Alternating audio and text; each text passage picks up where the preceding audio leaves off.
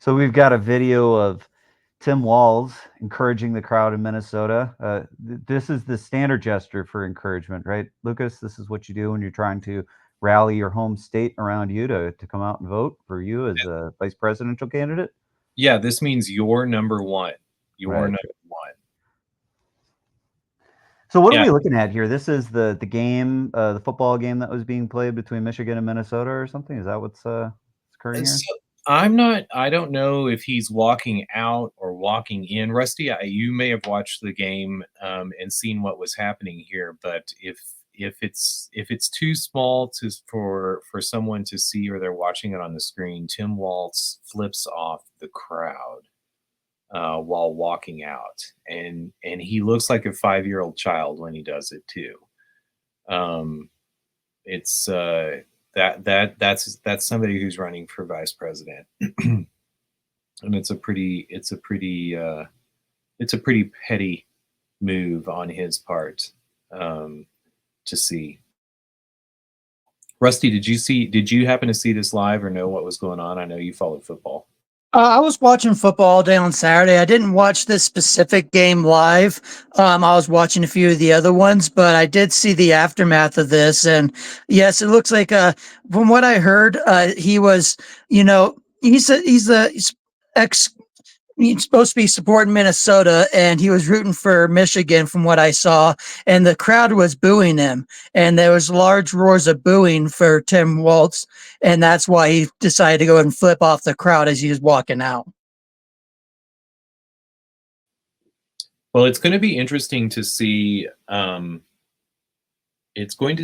have the vice presidential debate coming up tomorrow between JD Vance and Tim Walz. And I also saw that CBS is not going to be engaging in fact checking, which I think is a plus. I've seen a lot of negative takes as to that, and claims that CBS is backing away from doing their due diligence as journalists, which is a joke.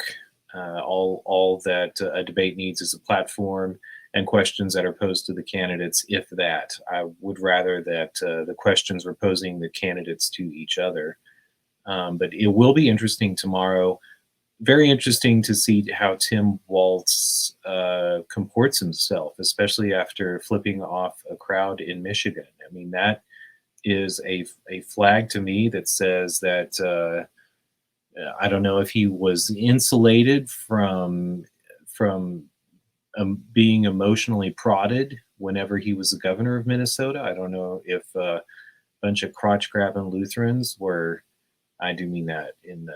Well, he was in Congress too before he was the governor, so he's had a bit of a political career. He definitely didn't just like jump straight into the governorship. And as far as has he had his number of run-ins politically, certainly. I'm actually a little surprised that more of this stuff doesn't get circulated. But I guess where would you really see it other than someplace like X? He's a polarizing figure in Minnesota.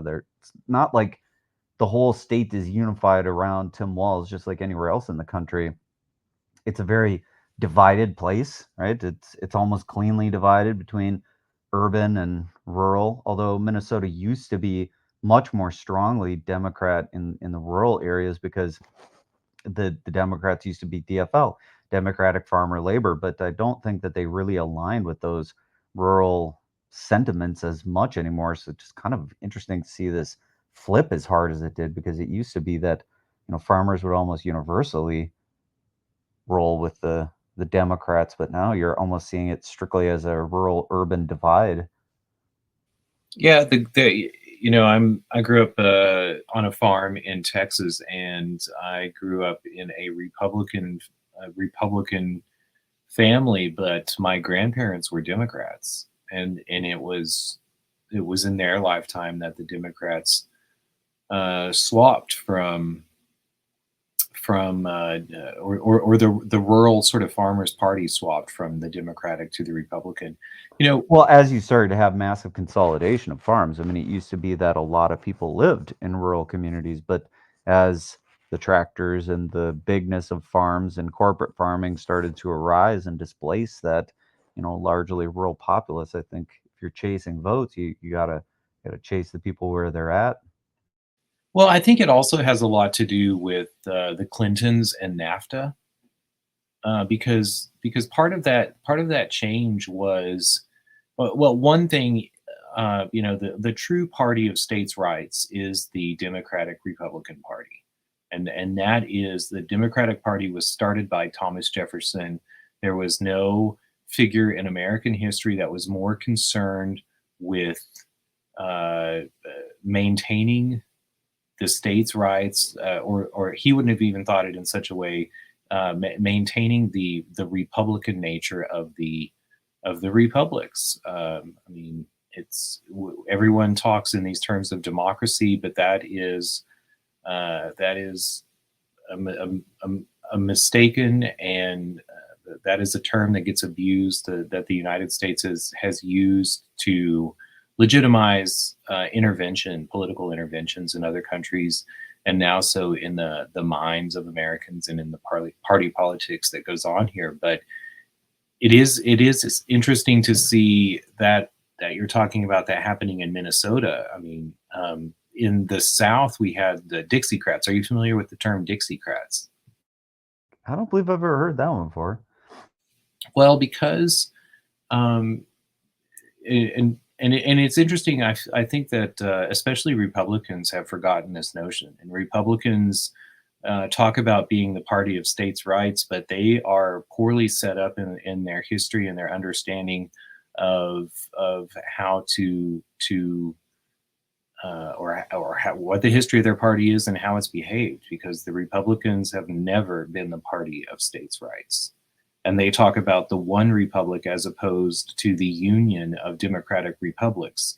But it's interesting to see that the names of those parties still carry their original conception and what they actually get around to doing. But I think the Clintons signing NAFTA was sort of the last straw for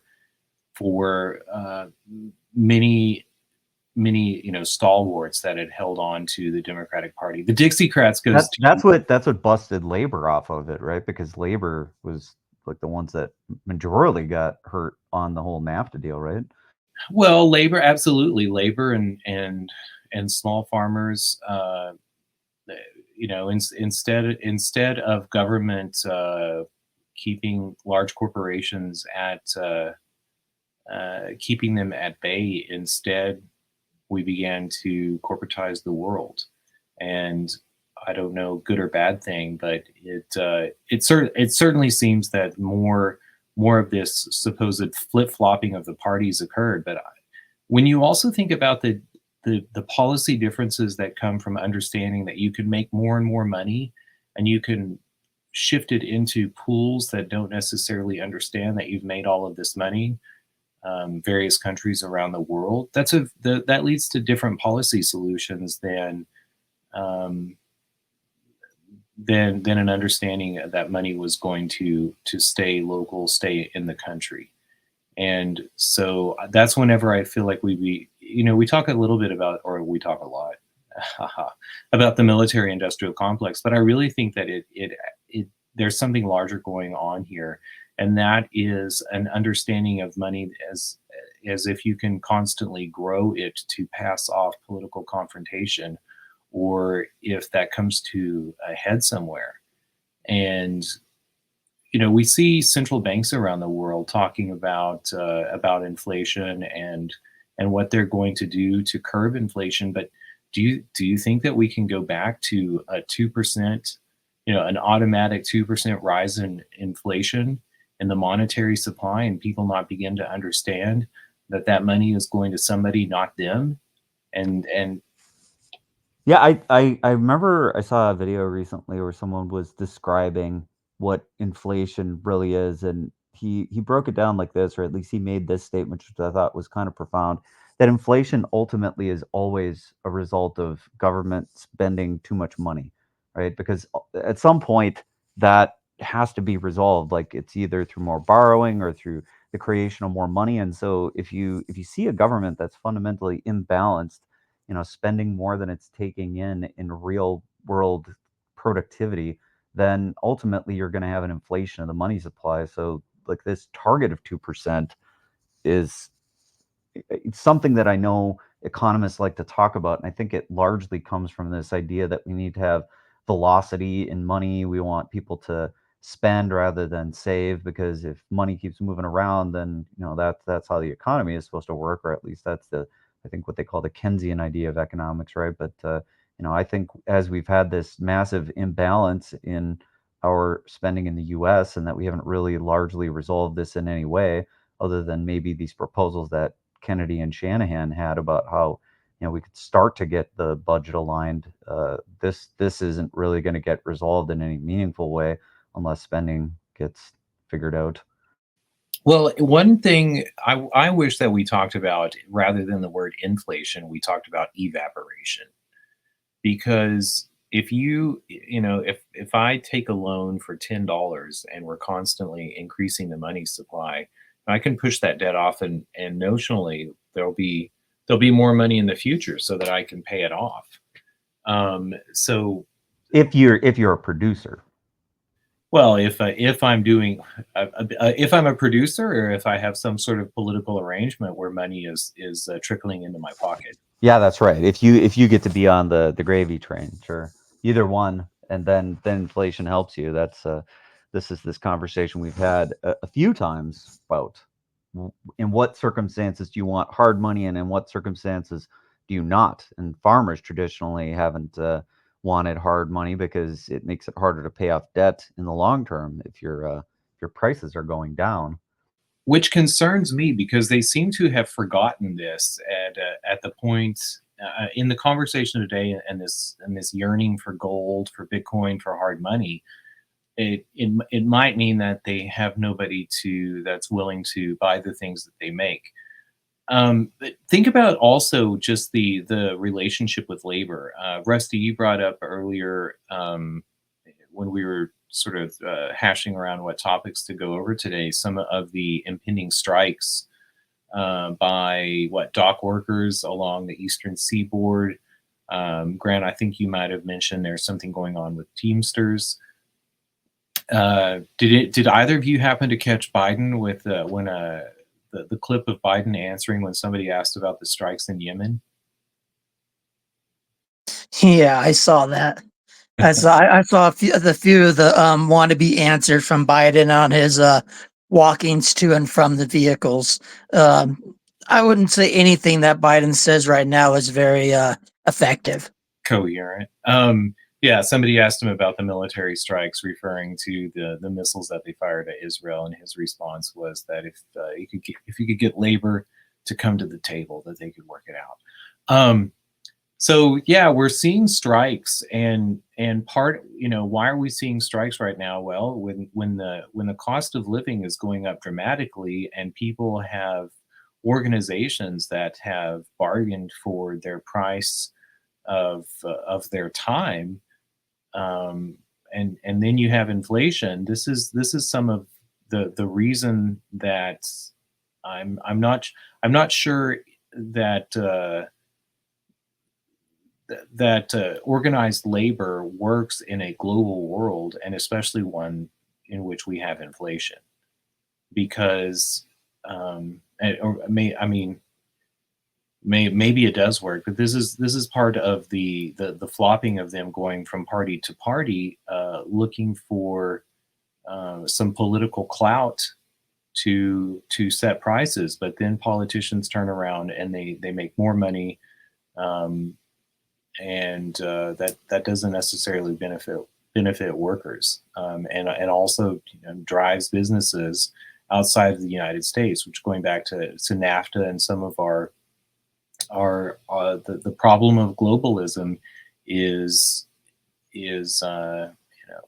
if we spread money around the world, then where do we begin to use jobs to make fairness here in the United States? And I find it interesting that we now just talk about making more money than allowing institutions to fail. allowing people to fail. And I don't know Did if you you guys. did you ever catch that video where Chamath was talking about that? Are you familiar with the video where he was? No, Chamath. I don't know who Chamath is. I think he was an investor in either, what was it, PayPal or Facebook, and then he did a whole bunch of SPACs like in 2020s where they were doing these special purpose acquisition companies where you would raise money into like a shell, and then you would take that thing public in a certain way, and then you would buy some other startup company or whatever, load it into the shell, and then you would avoid having to go IPO specifically because the company was already public but acquired a company which wasn't. But anyway, he talked about what happens when companies go bankrupt, and he said you should let companies go bankrupt. That's fine. Essentially, the thesis was that bankruptcy usually wipes out the biggest players, the investors, and the ones who had the ability to lose money and the ones who should have known better, right? Whereas if a company proceeds through bankruptcy, it's usually the smallest guys that come out the best. And so he was just like throwing F bombs and saying, like, why should we care about these guys? Like, let these companies go bankrupt, let these guys lose money, let them take a haircut because it doesn't really matter. Like, these are the ones that are supposed to be pricing in these risks and have the ability to lose that money. But like when the government or centralized, socialized money helps prevent the loss of these companies, it's not helping anything, because if they didn't know how to run their company correctly, you need to let them lose and go through this process. And if they can come out the other side and be stronger, fine. But otherwise, we shouldn't be socializing the losses of the risks that people are taking. I absolutely agree with that. And when Biden talked about debt forgiveness for student loans, why was the policy that was put forth was that that loans that are given to students would be available for bankruptcy? That would be the true capitalist, the true solution. But when we have too much political interference with the private market. And this is part of the reason that we have $34 trillion out there, is because we have politicians that continually run around and say, there is no such thing as failure, we'll save you. And be it auto companies in 2008, they were allowed to continue to exist. They were given massive loans. And the government or the politicians told us that, oh, it's okay, we're going to make that money back in the future. But this is where inflation comes in. They created a massive amount of money to give to those institutions and said, hold on to it for a couple of months, maybe a couple of years, and then you can give it back and we'll call everything square. And the real people that lost were the people who didn't get such a massive loan. And now we've turned around, and in the last year we saw that happen with Silicon Valley Bank and First Republic Bank. So when do we begin to allow some of these institutions to fail for a reset? And I don't know what it's going to take. Have you guys been? Well, I think on the horizon of things that are on the cusp of failing, you've been watching these unrealized losses that banks have on commercial real estate, right? I mean, this is what everybody's talking about, that it's the next impending doom for the economy, is that a lot of banks have exposure to commercial loans that are underwater, undervalued, and that if they were forced to do mark to market on that it would cause a crunch in the total amount of collateral that's required. Well, I've been watching the commercial loans. Even think about Blackstone's portfolio of residential housing also, and how a lot of residential housing is backed up by Section 8 vouchers. Well, this is the one I'm specifically talking about right here, Lucas. So if you look back, there was these unrealized losses that precipitated something pretty bad. But like this graph, if it's to be believed, which I sensibly this is true, This is pretty massive. This is relatively unprecedented here, and it has been said that this was all precipitated by COVID, work from home, whatever. And since all these buildings are empty and no one really goes into the office anymore, now these offices have no street value. They have no desirability because nobody wants to buy them, and they're sitting idle. They're atrophying. The electrical systems aren't being run because there's not as much people in there, and so the buildings are just sort of decaying because they're not their systems aren't turned on and being run because there's no people in them. Well, there, on top of that, we've just seen an explosion in the price of real estate, whether it be unimproved lots or whether it Well, be but not commercial real estate. We actually see it going the other direction. There's lots of reports of buildings being sold at like, 2 cents on the dollar, 20 cents on the dollar. I mean, it's pretty wild. There were like big office buildings being bought in San Francisco for just like fractions of what they had been sold for previously. Well, I think this is an adjustment that goes back. I mean, going back to things that occurred in 2008. The Federal Reserve bought massive buildings everywhere and sold them to banks with money that it gave to the banks. And in doing so, when the Federal Reserve went through and repriced the Mall of America from $400 billion to $600 billion. This was how they made a lot of money that then they turned around and gave to banks and then sold to. So when the value of properties is being manipulated in such a large way, how does the businesses that are paying rent there go out and make money in a way that's aligned with the higher price of the building. Well, sometimes you just have where a building was largely occupied pre-COVID, and then you have a bunch of people who are not returning to work for whatever reason. Maybe your company adopted this policy and you decided it's okay, or it was mandated because people really couldn't get in and there were enforced lockdowns. And so this happened for some period of time. But part of what's going on is there have been just straight up lease breaks that have happened. And when you have a lease break, the landlord doesn't get the money anymore. That may take years to flow through the court systems to actually get resolution. And, maybe they end up settling for some money on the dollar. It's usually not the full amount. And so, these things become increasingly hard for anybody that has loans against the building. And especially if that loan is collateralized with the building and that building gets reappraised and its value has dropped. And this is also why we're starting to see some imbalances in property taxes, because it used to be that people would live in the surrounding areas of major cities, and those major cities had big city centers that had office buildings and whatever, and there was a significant amount of property taxes that were collected.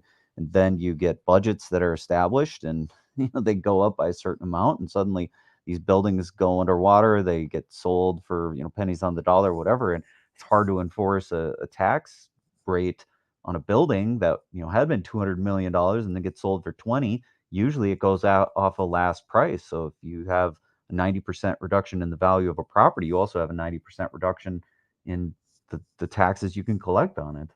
Now that 100%, and that is also a lot of the problem that we're seeing. And I do recognize that we had a great shift with COVID and the work from home, but I think there were bigger problems leading into COVID, and COVID just forced a day of reckoning on especially commercial real estate. But I think we're also seeing this.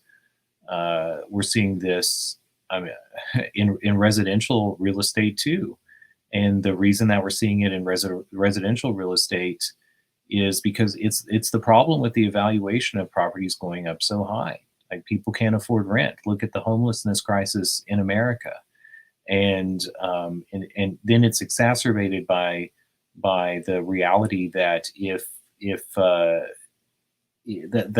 last vestige of a real economy is holding on or owning property and being a charger of those rents, being a landlord. And so those people who had enough savings and had one house paid for or were locked in a favorable interest rate, it made a hell of a lot more sense for them to jump into the landlord's game rather than to play the financial game. And so we have seen people who had one or two houses now have six or seven, and maybe they get to monetize those by Airbnb, but also just by the regular charging of exploding rent. Well, but all of that sort of, gets to how much leverage are you allowed to have? Usually people who have many of these properties and whatever are doing so on the principle of leverage. I don't know, you hold a property for some period of time, pay it off a bit, and then you use that thing to seek out other types of debts, and you start to lever up. And if a few of these things start to go south, you quickly find yourself in a situation where it could collapse the whole thing. And I think commercial real estate was definitely like that, where you had guys that got really levered up in the situations, and starting to have these rent infrastructures collapse out from underneath them is really devastating. It can hurt a lot. And if it hits multiple of your properties kind of all simultaneously, man, I wouldn't be surprised at all to see just like the bankruptcies on commercial real estate paper just exploding in the next few years. And these banks have significant exposure to it. So this is like the housing crisis all over again. Do you remember leading into the housing crisis what amount of a down payment you had to have to buy a house? Well, it's always been something like, 3 to 5%, which was the norm. I think people that put 10% down, that was the gold standard. And I think if you did that, then you were able to get a significantly better type of mortgage. And that's one of the things, if you've ever sold a property, you oftentimes will hear who's ever helping you sell it will talk about the quality of money. If somebody comes in with cash, that's the best. A non FHA loan is preferred. That's like a standard loan, whatever. So yeah, I'm pretty familiar with all of those numbers. Well, when I was a kid, and you also, though, it was, and interest rates were what, 8% in the 80s. I don't know if they were as high as 8%. Well, they definitely were double digits in the 80s, because I've had conversations with people that secured mortgages during those times, and they definitely remember double digit interest rates. Well, the down payment on a house then was 20%. For sure, there were definitely high capital requirements under certain scenarios, but I'd say after we got out of that 80s chunk, the norm was anywhere from 3 to 10%, with 10% being viewed as a very quality situation. But yeah, I totally remember 20% being a number. Yeah. Well, I remember in 2003, 2005, I had some friends who bought several houses in Austin, and I said, "Where did you guys come up with the money?" And they looked at me and they were like, "What money?" Yeah, the down payment, the zero down home purchases. right? And Usually those were different loan structures, though, right? I think that those were like arms and stuff. Like nobody's going to give you a zero down mortgage unless there's some teeth in that money some way. well, they have done well. They've paid off all of their houses because they rented them out immediately, and the renters, paid for those homes. And in the meantime, I mean in Well, 2000. but that can go the wrong way, right? That's where I said if you take a different approach and you say let's grow, right, then you're not paying those off. You're not trying to build equity and get out of those debts. What you're doing is you're collecting up a few properties, getting some equity in all of them, and then you're repackaging it. You're taking out more money against the equity that you built up in the property, and then you're leveraging up. So I mean, I'm glad your friends did a more measured and careful approach. That's good. But some people really got that that leverage, and that can be a dangerous thing. Well, I think it's interesting to think about this in terms, one, that's how some people play the game, but two, the government supports, the federal government especially supports some of these sectors more so than the others. And they certainly support housing with Section 8 vouchers, and trying to ensure some portion of the world of the of the people of the United States have a place to stay, they also support universities. A lot of kids who go to school do so with a Pell Grant, or maybe they went through the armed forces and they get the GI Bill. That is all government support that goes to the likes of universities. Commercial property, it's harder to track how that's being supported, but I don't know. This sometimes I think You've spoken to me about Pell Grants before, and you specifically called it out. When I saw those Pell Grants when I was going through school, it just seemed like some little grant you could apply for that was available, that was, I don't know, somewhat free money or whatever. What do you know about Pell Grants? What should we know about it? Is there anything that is really important? Is that part of some insidious deep state conspiracy that we need to know about? What's wrong with Pell? well, I mean, yeah, actually, it is a deep state conspiracy. I don't think No way. Everything is if you look deep. Like, what's wrong with Pell Grants? Maybe we Well, could do a whole episode on that one. I mean, we could, or we could go over it now. Are you familiar with what the Wisconsin plan is? No, I haven't heard of that Wisconsin plan, but yeah, So- let's go through it. Sure. Well, the Wisconsin plan is this notion that government policymakers should be paying attention to universities, and you turn around and say, I don't know. I think there is a narrative of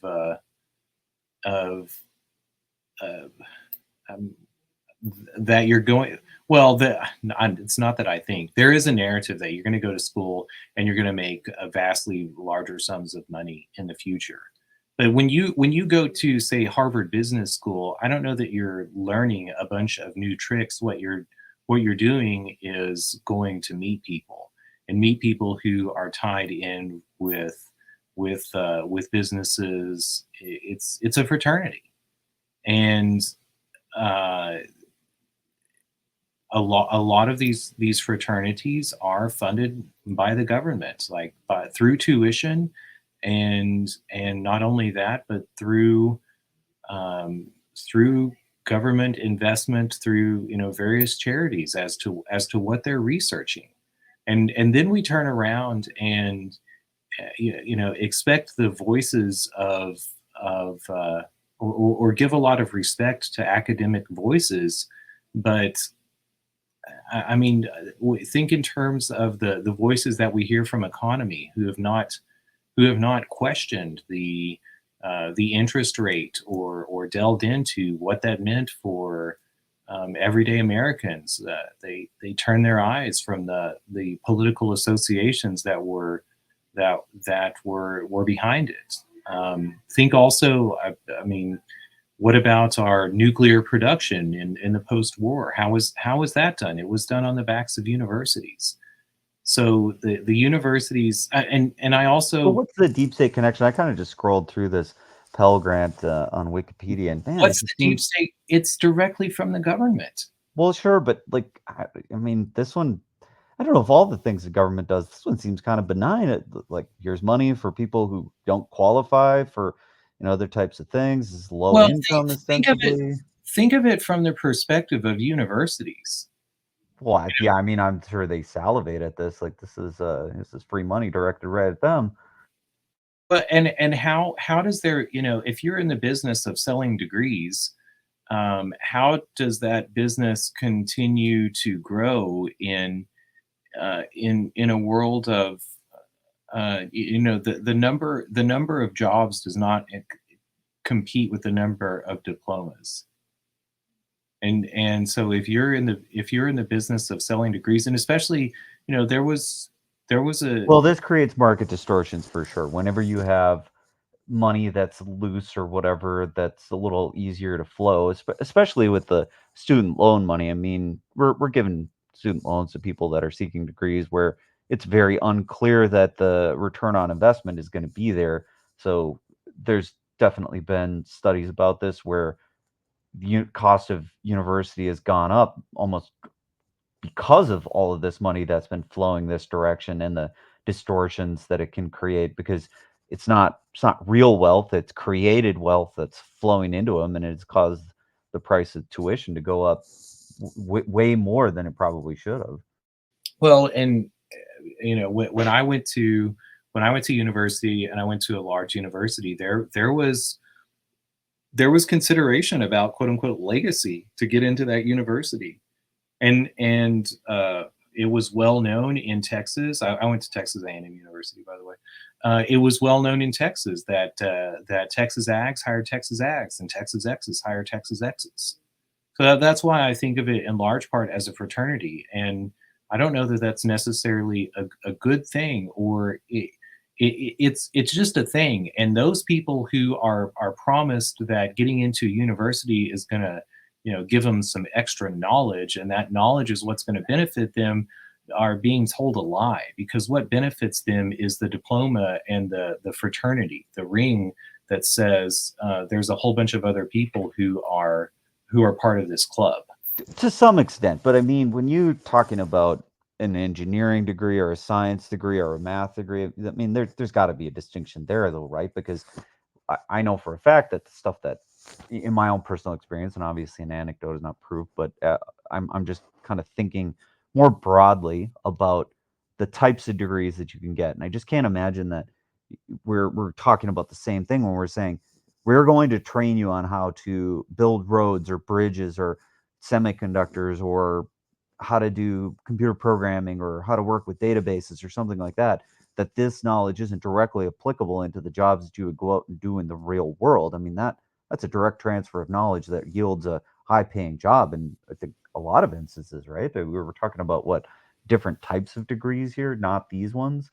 Well, you bring up math. One, like how much promise is there for those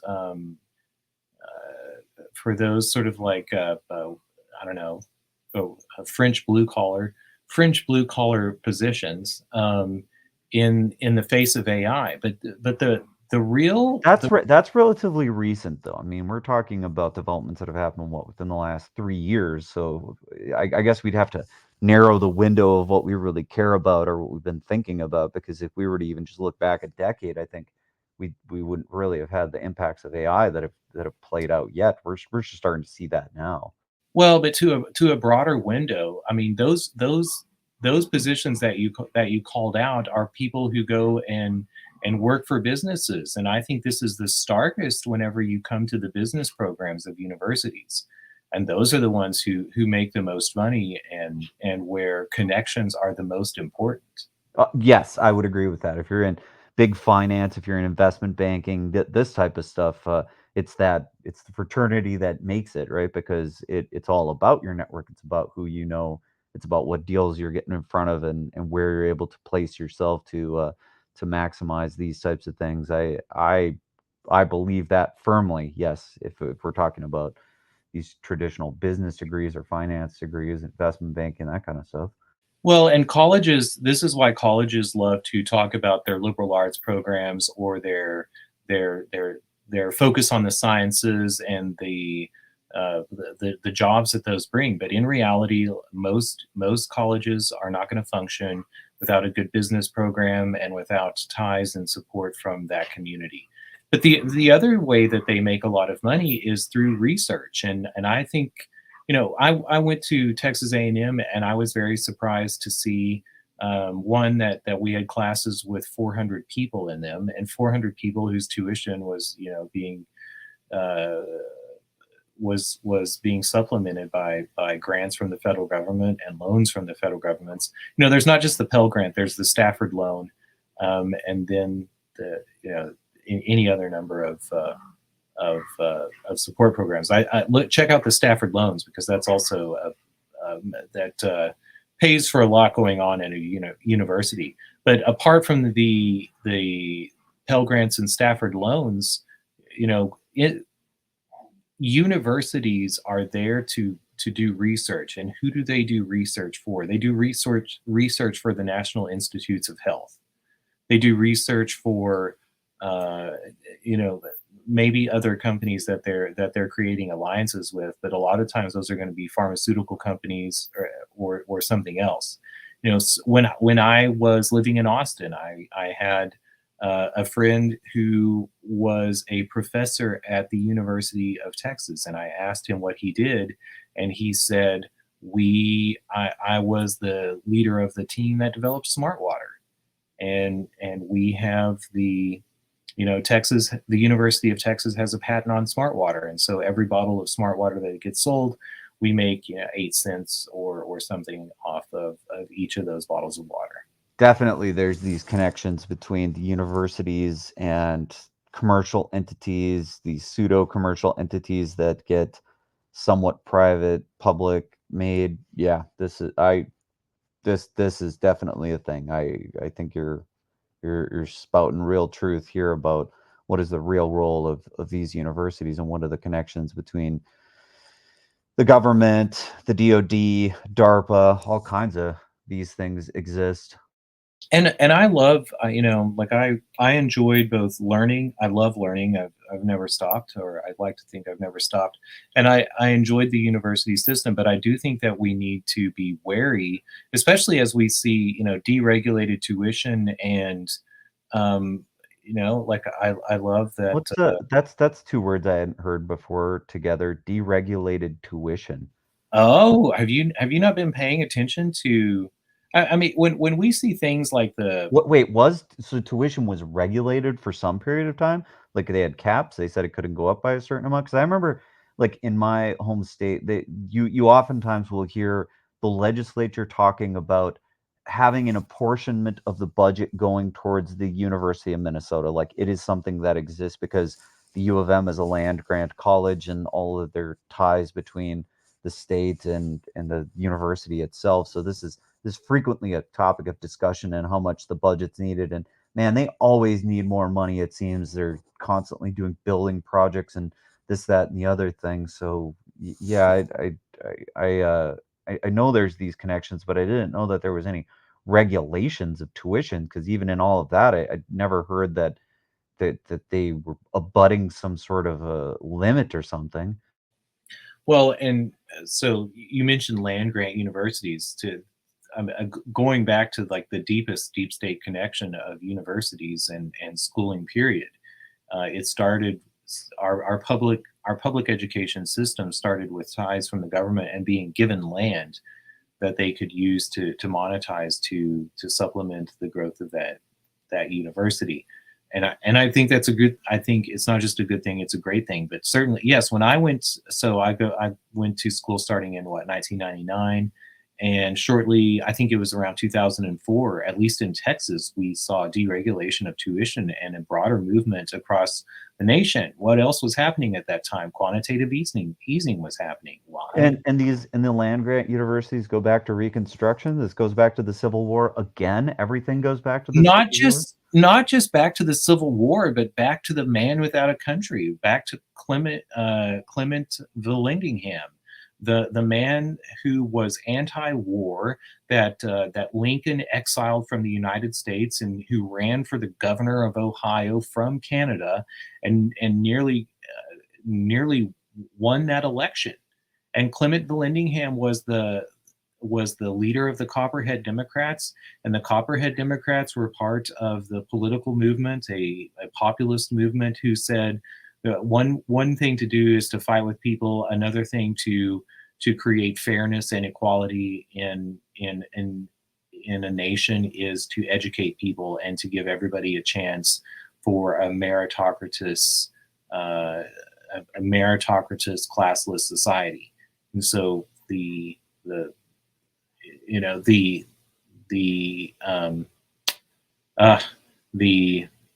now I'm drawing a blank. The partition, the Homestead Acts. The Homestead Acts included some of these ideas from the Copperhead Democrats about creating a public education system so that nobody got left behind.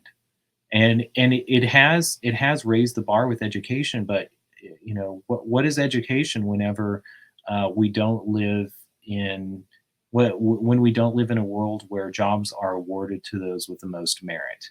And I don't think that we've ever been in a system in which jobs are awarded to those with the most merit. That's a heavy close, but I think unfortunately we're at the the end of time. I'll have to think some more about that. But wow, I love the subjects we covered today. We sort of swam through some current politics stuff, and it ended up at the Civil War, which i- i- the more that I've learned about kind of what our modern United States looks like, it seems like it all kind of points back to the Civil War. So it's an important thing to remember that there's probably some deep tie into something that's happening now that really had its origin in the Civil War. Well, I didn't intend to go off on a tangent about or a diatribe about public education, but I'm glad we had the conversation too. So we'll see you tomorrow.